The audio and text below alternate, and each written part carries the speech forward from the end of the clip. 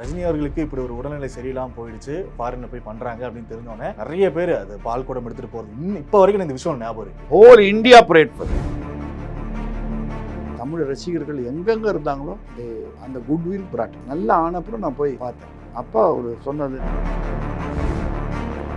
சாருகேசி மூவில வந்துச்சுல, ஏன்னா இப்படி பேசிட்டாரு மனுஷன் அப்படிங்கிற மாதிரி இருந்தது. அங்க ஏதாவது ஒரு ரீல் விட்டுருந்தாருன்னா அடுத்த மைக்க பிடிக்குது ரீல்னு சொல்ற அளவுக்கு எனக்கு தைரியம் நான் யாருக்கும் பயந்தது இல்லை. கெட்ட சிநேகிதர்கள் சகவாசத்தால டெய்லி தண்ணி போடுறது, சிகரெட் எத்தனை பேக்கெட்டுன்னு தெரியாது. அந்த மாதிரி இருந்த அந்த அண்ணன் 24 மணி நேரம் சிகரெட் பிடிப்பேன், தண்ணி அடிப்பேன், வேற எந்த நடிகனுக்கு தைரியம் இருந்திருக்கு அதெல்லாம் சொல்ல. அதெல்லாம் இடியும் பாது. பட் அதெல்லாம் அன்பால திருத்தினாங்கிறது. நீங்கள் அவரு கூட பழகும் போது இதெல்லாம் அவருக்கு பின்னாடி இவ்வளோ ஸ்ட்ரெயின் இருக்குது, இவ்வளோ டென்ஷன் இருக்குன்னா அவர் காட்டுறதே இல்லை. யூ சீன் எவர் அவரை பற்றி என்னென்ன சொன்னாங்க. இதே பத்திரிகைக்காரர்கள் அந்த காலகட்டங்களில் அவர் எவ்வளோ கண்டம் பண்ணாங்க. அது எப்படியாவது இறக்கி கொடுங்கணும்னு பார்த்தாங்க.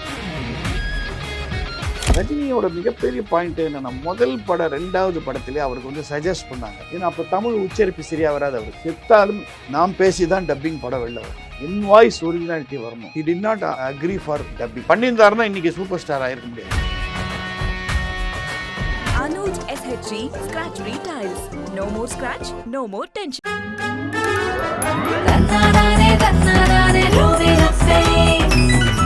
குவி இந்தியாவின் தலை சிறந்த vernacular edtech brand, skilling everyone everywhere. இப்போ நம்ம பேச போகிறது கம்ப்ளீட்டாக வந்து ரஜினிகாந்த் சார், அவரை பற்றி பேச போகிறோம். அதில் முக்கியமான ஒரு விஷயம் வந்து அவரோட ஆன்ஸ்கிரீன் பிரசன்ஸ் எல்லாருக்குமே பயங்கரம். அது ஆன்ஸ்கிரீன் பிரசன்ஸ் படத்துல வந்து பயங்கரம். ஆனா அவர் எனக்கு ரீசெண்ட் டைம்ல கடந்த ஒரு 5-6 வருஷமா எனக்கு பயங்கரமா இருந்தது வந்து அவரோட மேடை பேச்சுக்கு. அதுல வந்து அதை டெவலப் பண்ணிட்டாரு. He made it a point. Okay. ஏன்னா ஆரம்பத்துலலாம் அவ்வளோ மேடை பேச்செல்லாம் அவர் பேச மாட்டார். ரஜினியோட மிகப்பெரிய பாயிண்ட் என்னன்னா, முதல் படம் 2வது படத்திலே அவருக்கு வந்து சஜஸ்ட் பண்ணாங்க. ஏன்னா அப்போ தமிழ் உச்சரிப்பு சரியா வராது. அவருக்கு நீங்க ஆரம்ப அவரே சொல்லியிருக்காரு. அவர் சொன்னார், நான் செத்தாலும் நாம் பேசி தான் டப்பிங் படம் வெளில வரணும். என் வாய்ஸ் ஒரிஜினாலிட்டி வரணும். He did not agree for dubbing. Okay okay. பண்ணியிருந்தாருன்னா இன்னைக்கு சூப்பர் ஸ்டார் ஆயிருக்க முடியாது. அவர் இதுதான் நான் பேசுவேன். இதை ரசிக்க வைக்கிறேன் நான் ஆடியன்ஸை. எனக்கு என்ன அந்த சாங் இருக்கோ அது அப்படியே இன்னொருத்தம் எனக்கு பேசி என்னை முன்னுக்கு கொண்டு வேணாம். அது எப்போதுமே நீங்கள் பார்த்தீங்கன்னா பல லெவலில் பார்த்துருக்கீங்க. அது டிஸ்அட்வான்டேஜாக போயிடும். Okay okay. அதனால தான் அவர் அப்படியே பண்ணார். அதுக்கப்புறம் நிறைய தன்னை வளர்த்துக்கிட்ட படிக்க ஆரம்பித்தார், புக்ஸ் படிக்க ஆரம்பித்தார். ஆன்மீகத்தில் ரொம்ப இன்ட்ரெஸ்ட் இருந்து, ஃபிலாசபியில் இன்ட்ரெஸ்ட் இருந்து நிறைய புக்ஸ் படிக்க ஆரம்பித்தார். ஸோ அதுலேருந்து கேதர் இப்போ அவருடைய ஸ்பீச்னா எல்லாரும் எதிர்பார்க்குற அளவுக்கு அதான் சார் ஒரு மேட்ரு வச்சிருக்காரு. ரெடியாக போகிறார் அவர். அதில் இந்த 5-6 வருஷத்தில் நான் பார்த்ததுல எனக்கு ரொம்ப ஒரு ஓப்பன், ஏன்னா இப்படி பேசிட்டார் மனுஷன் அப்படிங்கிற மாதிரி இருந்தது வந்து சாருகேசி மூவில வந்துச்சுல அவர் பேசினார். ஆமாம் ஆமாம். அந்த ஒரு விஷயம் நார்மலாக பேசிட்டு இருந்தார் சார். எக்ஸ்பீரியன்ஸ் அது எங்கள் வீடு இல்லையா, எங்களோட இருக்கிறார்ல, ஹி நோஸ் அதில் பேசுறதெல்லாம் உண்மைங்கிறது தெரியும். ஏன்னா அது நான் எப்படின்னா அதையும் அவருக்கு தெரியும். Okay okay. அங்கே ஏதாவது ஒரு ரீல் விட்டுருந்தாருன்னா அடுத்த மைக்க பிடிக்குது ரீல்னு சொல்கிற அளவுக்கு எனக்கு தெரியும். நான் யாருக்கும் பயந்தது. Okay okay. ஸோ அதனால தான் அவர் அங்கே உண்மையை பேசினார். இதுதான் இப்படி தான் நடந்தது, இவ தான் பண்ணா, இதனால தான் வந்தேங்கிறது. அன்ஃபார்ச்சுனேட்லி இந்த சாருகேசி லான்ச் அதுக்கப்புறம் டேக் ஆஃப் ஆகலை. We are hoping this year நடக்கணும். ஏன்னா அவரோட விஷஸ் இருக்கு. ஏன்னா அதுதான் அவரோட அக்கறை. இப்போ என்ன பார்த்தா கூட ஆரம்பிச்சிட்டிங்களா அப்படின்னு கேட்குறாரு. ஓகே. அதே மாதிரி நான் பண்ண இன்னொரு மலையாள படம் ஒன்று, அது இந்த தருணத்தில் நான் சொல்லிக்க வருவேன். ஷாமா ராகம்னு நான் ஒரு படம் பண்ணியிருக்கேன். அந்த படம் பார்த்து ரஜினி வந்து கண்ணீர் விட்டு சொன்னார், இது ரிலீஸ் அது 4 வருஷமா அப்படியே இருக்கு.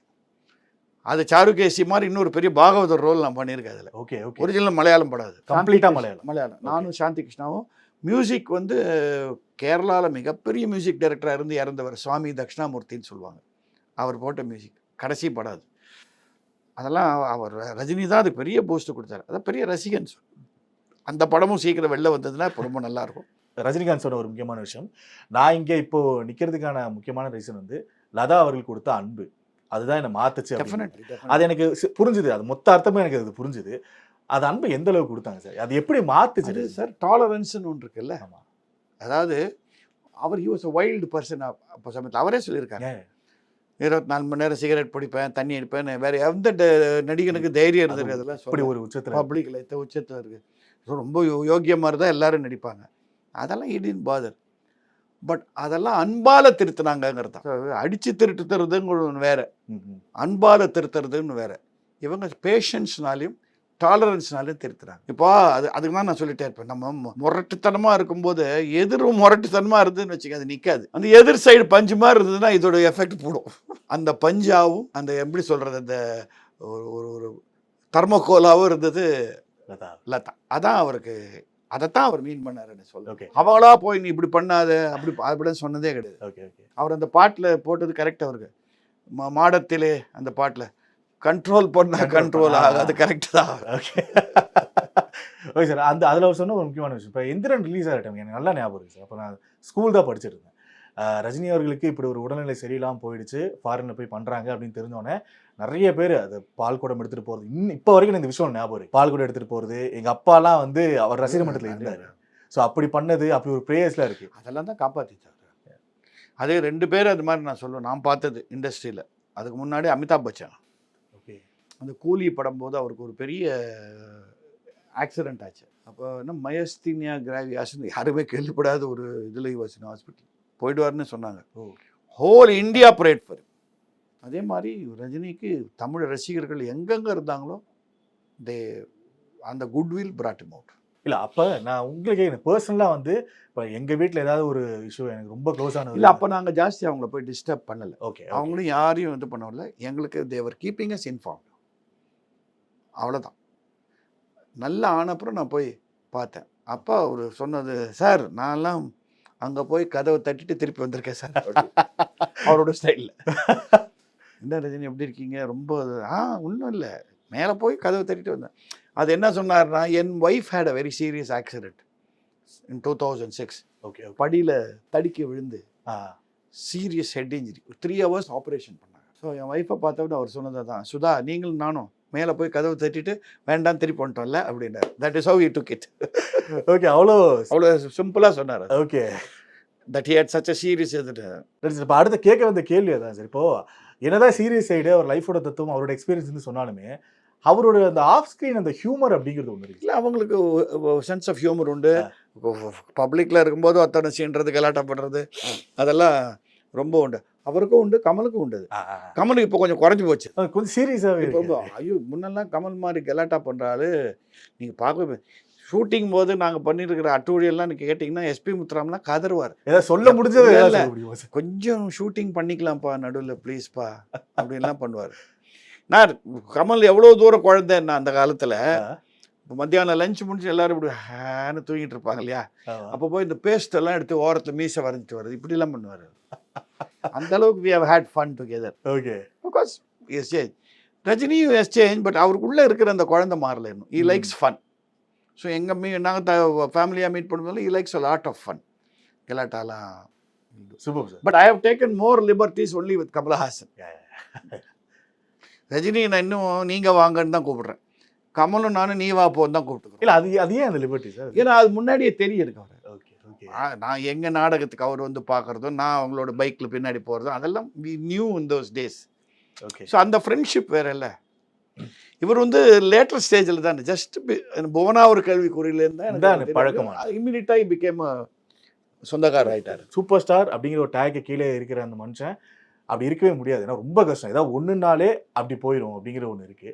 ஸோ இத்தனை வருஷமாக இவ்வளோ ஸ்ட்ரகிள்ஸ் பார்த்துருக்காரு. மேபி அவர் சக்தியை தாண்டி நிறைய விஷயங்கள் அவர் ஃபேஸ் பண்ணி கஷ்டப்பட்டு. ஸோ அவரோட மனநிலைமை எப்படி இருக்கும் சார் ஒரு கஷ்டமான சுச்சுவேஷன்லாம் ஃபேஸ் பண்ணும்போது? இல்லை, அவர் வந்து ஒரு அந்த மாதிரி எல்லாம் வரும்போது அவர் ஒரு ஞானி லெவலுக்கு போய்டுறாரு. He takes it in the same stride. Okay. நீங்கள் அவர் கூட பழகும்போது இவெல்லாம் அவளுக்கு பின்னாடி இவ்வளோ ஸ்ட்ரெயின் இருக்குது, இவ்வளோ டென்ஷன் இருக்குதுலாம் அவர் காட்டுறதே இல்லை. Is able to manage that beauty. இல்லைனா நீங்கள் பார்த்துட்டு யூ ஹவ் சீன் எவ்ரிதிங். அவரை பற்றி என்னென்ன சொன்னாங்க, இதே பத்திரிகைக்காரர்கள் அந்த காலகட்டங்களில் அவர் எவ்வளோ கண்டம் பண்ணாங்க, அவர் எப்படியாவது இறக்கி கொண்டு வந்துடணும்னு பார்த்தாங்க. அவர் அதெல்லாம் கவலையே படல, தன் வேலையை செஞ்சுக்கிட்டே இருந்தார். மக்களுக்கு என்ன பிடிக்குமோ அதை கொடுப்பார், அவ்வளோதான். பெருசாக எக்ஸ்பெரிமெண்ட் பண்ணலாம் கூட. அவருடைய என்ன ஒன் திங், அவர் என்ன பிரின்சிபல்னா, என்னை நம்பி பணம் போடுற ப்ரொடியூசருக்கு லாஸ் வரக்கூடாது. நான் எக்ஸ்பெரிமெண்ட் பண்ணணுன்னு ஆரம்பித்து அவனை கொண்டு போய் நான் படுகொழியில் தள்ளக்கூடாதுங்கிறது தான் அவரோட பிரின்சிபல். அதனால தான் இன்னும் அவரோட ஃபுல் பொட்டென்ஷியல் அவர் பண்ணலை. என்ன எக்ஸ்பெரிமெண்டெல்லாம் எதுவும் இது வரைக்கும் பண்ணதில்லை. நீங்கள் நம்ம ரஜினிகாந்தை போட்டால் 10 ரூபா போட்டால் அதில் ஒரு 1000 ரூபாய் கிடைக்கும்ன்ற மாதிரி தான் அவர் பண்ணிகிட்ருக்கார். So he is level, he knows what it is. Okay. And நான் பல இன்டர்வியூவில் சொல்லியிருக்கேன், எல்லாருக்கும் நம்ம பலத்தை தெரிஞ்சுக்கணும், அப்போ முன்னுக்கு வரலான்னு சொல்லுவாங்க. அவர் அது மட்டும் இல்லை, தனது பலவீனமும் தெரியும். ஓகே. அந்த சாருகேசிலேருந்து எடுக்கிறேன் சார். அவர் இன்னொரு விஷயமும் முக்கியமாக சொன்னார். இப்போ அந்த ஒரு ட்ராமாலேயே ஒரு ஃப்ளாஷ்பேக் போர்ஷன் பார்த்துருப்பீங்க, சூப்பரான ஒரு பெர்ஃபார்மன்ஸ் கொடுத்தாரு வைஜி. ஆமா. அண்ட் வந்து அந்த டைம்ல இதை யாரும் நோட் பண்ணாம போயிட்டாங்க. அப்படி நோட் பண்ணியிருந்தாங்கன்னா இப்போ பார்க்குற வைஜி மகேந்திரன் இல்ல வேற மாதிரியான ஒரு ஆர்டிஸ்ட் நமக்கு இருந்திருப்பாரு. அந்த ட்ராமால அவர் சொன்ன ஸ்பீச்ல அவர் சொன்னார். அதுவும் ஒன்று சொன்னாரு. இன்னொரு பீஸை சொல்லிட்டு இது வைஜிஎம் பண்ணியிருக்காரு, தயவு செஞ்சு படமா எடுத்து அவரை இதே மாதிரி சிங்கிள் ஷாட்ல எடுங்க. அதே அந்த 4 நிமிஷம் ஷாட்டா ஒரே சிங்கிள் ஷாட்டா எடுங்க சொன்னாரு. அதான் சொன்ன மிகப்பெரிய ரசிகன் சார் அவர். எங்க ட்ரூப் மெம்பர்ஸே சார் 2 பேர் ஆடிட்டோரியத்தில் உட்காந்தா நடிகர்களில் எக்ஸ்ட்ராவாக நடிப்பாங்க அவங்கள, ஏன்னா அவங்க ரசிப்பாங்கன்னு தெரியும். ஒன்று Sivaji sir. Okay Sivaji sir எழுந்து நின்றுலாம் கை தட்டுவார் அவர் ஸ்டேஜ் இருக்கு. அதுக்கப்புறம் ரஜினி தான் நாங்கள் பார்த்துருக்கோம். நடிகர்கள் எழுந்து நின்று ஓகே அண்ணாபினன் கை தட்டுவார். பிகாஸ் என் ஃப்ரெண்ட்ஸு நிறைய பேர் இருக்காங்க சினிமா இண்டஸ்ட்ரியில். எஸ்பிபி சார், ஜெயசுதாஸ் எல்லாம் என்னோட நாடகத்துக்கு மிகப்பெரிய ரசிகர்கள். ராதா ரவி இவங்கெல்லாம் மிகப்பெரிய ரசிகர்கள். நான் சொல்கிறது டாப் ஹீரோஸ் சொல்லும்போது சிவாஜியும் ரஜினியும் தான் அந்த ஆடியன்ஸாக உட்காந்து ரசிப்பாங்க. அது அங்கே தான் நடிகர் திலகம்ன்றதையும் இவர் சூப்பர் ஸ்டார் மறந்து ரசிப்பாங்க. அதெல்லாம் தான் இன்னைக்கு அதை பேசுகிறேன். அதனால தான் கேட்குறேன் சார். இப்போ அது அந்த வார்த்தை உங்களுக்கு என்னைக்காவது இருந்திருக்கா சார்? உங்களுக்கு பெருசாக கேர் பண்ணிருக்க மாட்டீங்க, பட் என்னைக்காவது இருந்திருக்கா ரஜினி சார்? சார் யாரோட ரெகக்னிஷன் இப்போ ரஜினியே நான் கேட்குறேன், அவரோட ஃபுல் பொட்டன்ஷியல் இன்னும் பண்ணியிருக்காரா? இன்னும் பண்ணல. ஓகே அந்த மாதிரி இது எனக்கு இருக்கோ இல்லையா, என் பொட்டாட்டி இன்னும் சொல்லிட்டு இருக்கா, யூ ஆர் கேரக்டர் ஆக்டர், உங்களை இன்னும் சரியாக யாரும் யூஸ் பண்ணல அப்படி தான் சொல்லுவாங்க. ஸோ அதனால தான் நான் கொஞ்சம் டிஃப்ரெண்ட்டாக பண்ணதோடனே மாநாடு அப்படி கிளிக் ஆகிடுச்சு. ஆமாம், ஐ எம் கேப்பபிள். அப்படி நாடக நடிகன் சார். நாடக நடிகனால முடியாததே கிடையாது. பெருமையாக சொல்கிறேன். சிவாஜி நாடக நடிகன், கமலும் ஒரிஜினல் நாடக நடிகன். நீங்கள் பெஸ்ட் ஆக்டர்ஸ் இந்த வேர்ல்டு எடுத்து பாருங்கள், அவன் பேஸ் நாடகமாக இருக்கும். உங்கள் ட்ரூப்புக்கு அப்படிங்கிறதுக்கு ஒரு வருடங்கள் தாண்டி இப்போ 70 அதான் சார் 70 வருஷத்துக்கு மேலே ஒரு பெரிய பேர் அந்த பெருமையை காப்பாற்றிட்டு வந்திருக்கு. ஜென்ரேஷன் ரேஞ்சரை காப்பாற்று. அது ஒரு வெறி. அப்படியே நாடகக்காரன் விட மாட்டான் கடைசி வரைக்கும். அது என்னமோ ஒரு என்ன சொல்ற ஒரு இன்செக்ட். அது ஓகே அந்த இன்செக்ட் உங்களை கடிச்சிருத்துனா, நாடகங்கிற கொசு உங்களை கடிச்சிருத்துனா அது இருக்கும். இப்போ வரைக்கும் அந்த வெறி. இன்னைக்கு இப்போ இன்னும் இப்போ கேப், இப்போ கொஞ்சம் நிறைய படங்கள் திருப்பி பண்ணிட்டு இருக்கேன். I'm doing about 10 pictures now. But நடுவில் எப்படியாவது ஒரு நல்ல சப்ஜெக்ட் கிடைச்சா கேப்பில் ஒரு நாடகம் போட்டணுங்கிற ஆசை இருந்துகிட்டே தான் இருக்கு. சப்ஜெக்ட் வச்சிருப்பீங்களா இல்லை? இன்னும் தேடிட்டு இருக்கேன். ஏன்னா சாருகேசி ஒரு பீக்குக்கு போயிடுச்சு. ஆமாம், ஒரு எக்ஸ்ட்ராடினரி நேம் வாங்கி கொடுத்தது எனக்கு. Anuj SHG Scratch Retiles. No more scratch, no more tension.